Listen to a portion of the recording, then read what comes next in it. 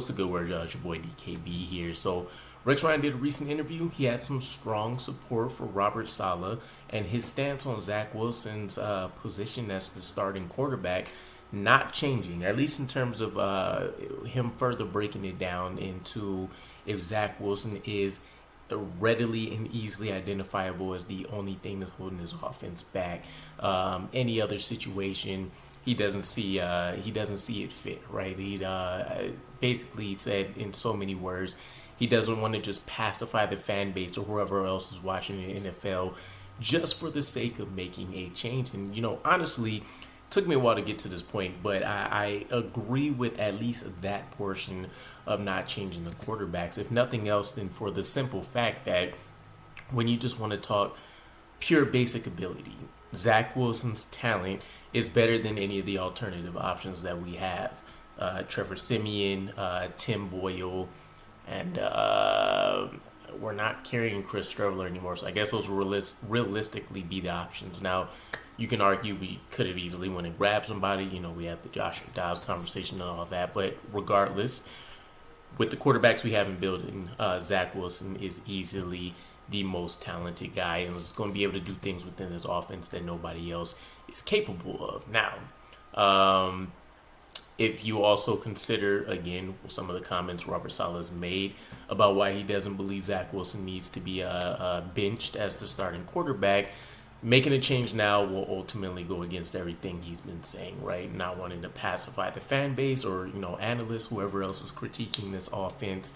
And Zach Wilson not being the only problem, or at least the main source of the problem in his eyes for this borderline historically inept offense, right?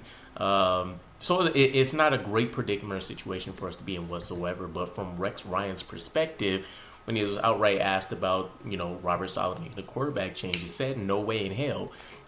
If you guys think that Zach Wilson is the main problem with this football team, come on, you haven't been watching. It ain't Zach Wilson.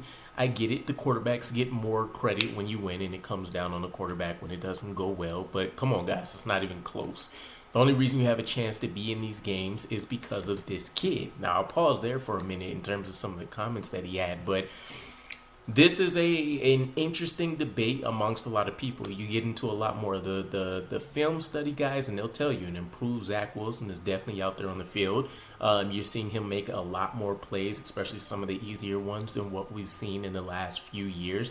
Granted, that doesn't mean anything else because he's still statistically, one of the worst quarterbacks in the NFL. And we're counting some backups that actually meet some of these qualifiers that would place them in the same ranks as some of the starters. So outside of that, we know that Zach Wilson inefficient within his offense, and outside of that Chiefs game, it's not like he's had any overwhelming success within his offense. At best, you take a look at even like the Raiders matchup, we get maybe a strong series out of Zach Wilson, but for the most part, he's been the comeback hero for the New York Jets this season, and that's really been it. I mean, if you want to talk about keeping people in the game, you have to point immediately to the defense. You strike out that Cowboys game, and the way that we've handled this onslaught of elite quarterbacks, top 5 talented running backs, some of the best offensive lines that the NFL has to offer, not just from starting units, but from depth pieces that can help take over.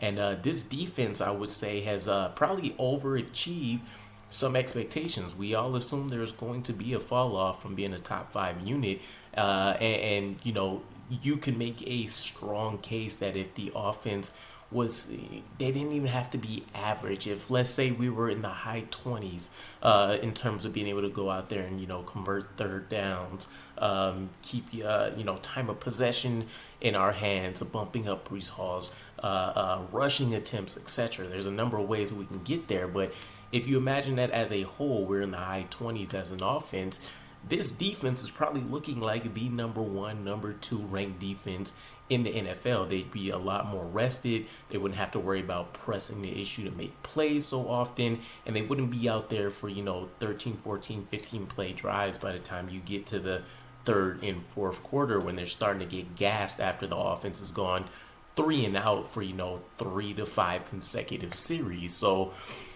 interesting. I won't say Zach Wilson has by any means kept us in anything. I wholeheartedly feel like it's been the defense, but there has been certain scenarios where you can say he's definitely brought us back, and he's helped us achieve a number of wins. Again, I think he has 3 fourth quarter winning drives this season. I think on his career he has 5 game winning drives as a whole, or fourth quarter comebacks, I should say. But nonetheless, the proof is in the pudding. He hasn't been the reason why we are in games, but he's definitely helped contribute it more than what we've seen in years past to the New York Jets being able to rack up 4 wins so far. Saleh goes on to say, absolutely think that I don't care who the hell is back there. If Aaron Rodgers was out there, that's a different story. Right now, I don't care who you are. You can't block anybody. We can't pretend the kid never ran for 50 yards. We can keep pretending he never threw for 270 yards if you want to. Go ahead. He's not playing with a full deck here. It's not even close.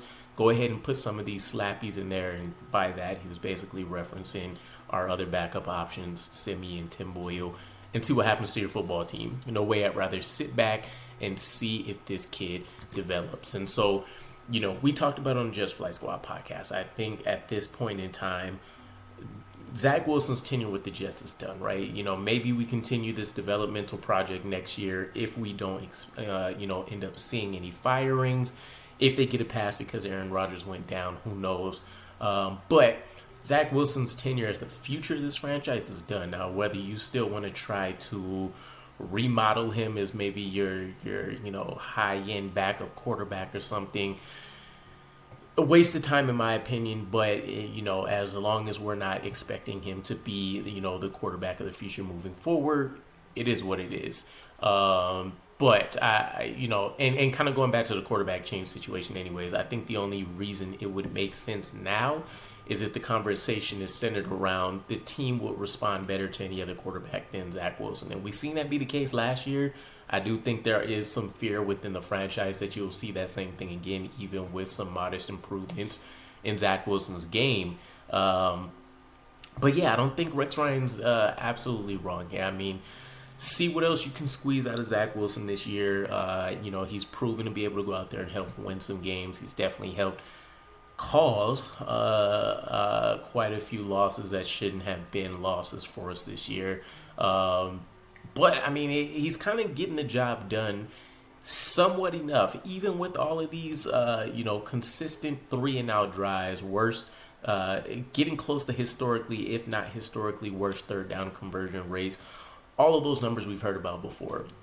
As terrible as our offense has been, there's 2 to 4 victories that are currently losses that should be victories in the New York Jets' favor, and this is all still with how bad Zach Wilson has looked. So I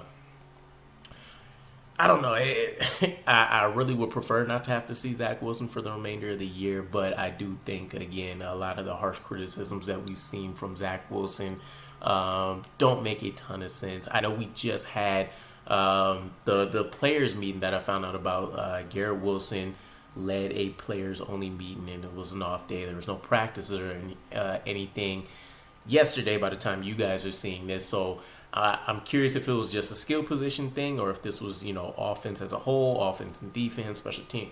Don't know what the audience looked like for that. But to Rex Ryan's point, there's been a lot of contributors in this offense, right? One huge standout aspect of Garrett Wilson's game last year that got overlooked because, again, he was, one of the best rookies of the year, was that he wasn't a strong deep pass weapon for us, right? We're seeing the same things happen today. I mean, you guys seen the Raiders game. Zach Wilson actually lofted a elite deep ball to Garrett Wilson with the defender in coverage, and Garrett Wilson, fumbled the bag, let him hit it in his hands, right in his chest. I don't know, call it him being in his head, right? But nonetheless, you have Garrett Wilson, and basically by virtue, you can say no real deep threat options in this offense. We've taken our shots, but, we haven't had a consistent success level there. You have Alan Lazard and Randall Cobb, who are the most allergic to catching the ball kind of players I've ever seen within this New York Jets offense. I mean, when you start saying that certain players are worse than the likes of guys like Devin Smith and Stephen Hill that we've seen before, you start really kind of putting things in perspective. So your number two option isn't looking great by any measure. I mean, right now, a lot of us will call for him to be benched. Randall Cobb, benched. Then you're talking about having to rely on a lot of inexperienced players after that. I mentioned to you guys before, everybody else is basically undrafted free agents between Xavier, Irvin Charles, Jason Brownlee, and then, of course, you have Malik Taylor, who's the veteran, but nobody, is really concerned about him. He may make one big play here and there for you, and that can always change the course of the game, but you don't consider him to be a huge concern within an offense. Then you have Tyler Conklin. I think he's actually doing great. Mentioned this before, by all measures, based on what we've seen. But then your number two option in CJ, which again should be a guy that's bench. We should be seeing a lot more of Jeremy. He's contributed nothing between Allen, between CJ, and then between Randall.